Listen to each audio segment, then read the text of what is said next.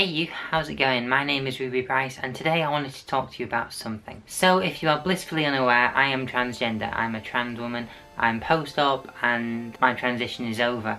Something that I've noticed throughout my life when I speak to other trans women, trans men, primarily post-op people, there is something that all of us have in common. And I feel a lot of people don't know about this. Whether you're cis, whether you're trans, or any of the above. So I figured I should probably talk about it because that's what I do. So what is this thing that I have noticed? Well, you've probably guessed it from the title and the way that I've talked about it. To explain this, I'm going to have to talk about transitioning as a whole, but this is still a very generalised thing. It's based on my experiences and a few discussions that I've had with other post-op trans women and trans men.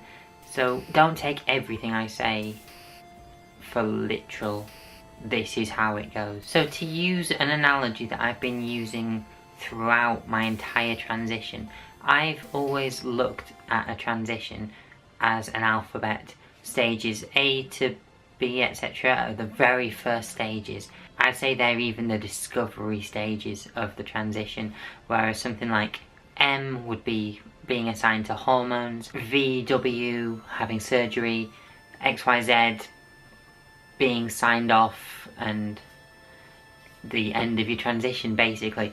But throughout all of those stages there's something in common, and that is that there's still something coming after that. There's something to work towards.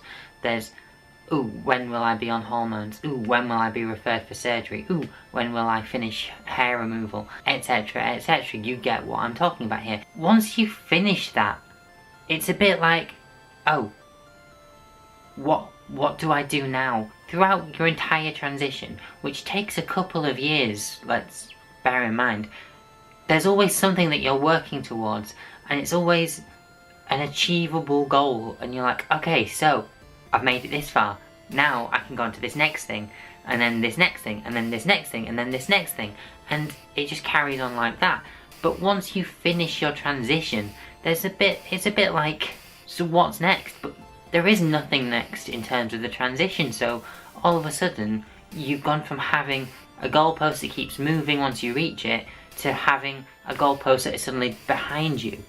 So you've achieved your goal, but now you've lost the motivation, the purpose, the drive. Lost is not the right word, but it's like now you don't have that thing that you've focused so much on for the last couple of years, and it's like, so do I have to come up with something new now? That's something that I've noticed across a lot of people in my position. We just think, what? Yeah, okay, what's next?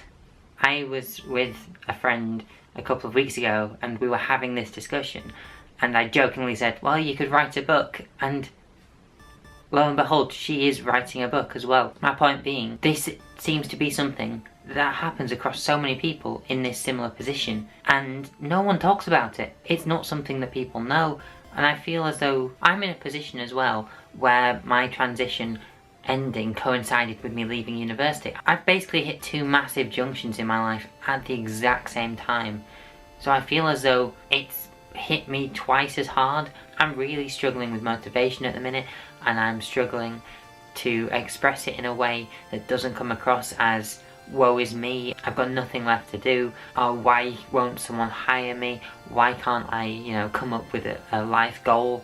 I have a goal in life, and that's to be a radio personality, whether that's a presenter or a producer. That's my main goal. But at the same time, for 21 years, my main drive in life was to be a complete woman, because that's the way that I saw it. Surgery was my goal, and I reached that. But now there's nothing post-goal that I can work towards. I'm applying for jobs, but I'm not moving. Like I say, this obviously isn't the way that it will be for everyone. There will be some people out there who know exactly what they're doing post-op. They know what they're doing once their transition is over. This video is made for the people who are in a similar position, of the people who don't know that this kind of phenomenon, I guess you could call it, exists. The cis people, the trans people, the non-binary people. I feel as though this is something that needs to be talked about, but no one talks about it. And that's it for this week. I hope you found it insightful, enjoyable perhaps, I don't know. But if you think that there is someone out there who could benefit from seeing this, please share it with them. Share it on social media, share it with your auntie, share it with your parents, I don't know. Just share it with someone, please. If you did find it insightful, enjoyable, etc., please give it a thumbs up and leave a comment, your thoughts below. I'm always reading them. Please subscribe if you haven't already, and yeah, I've been Ruby Price and I shall see you whenever. Adios.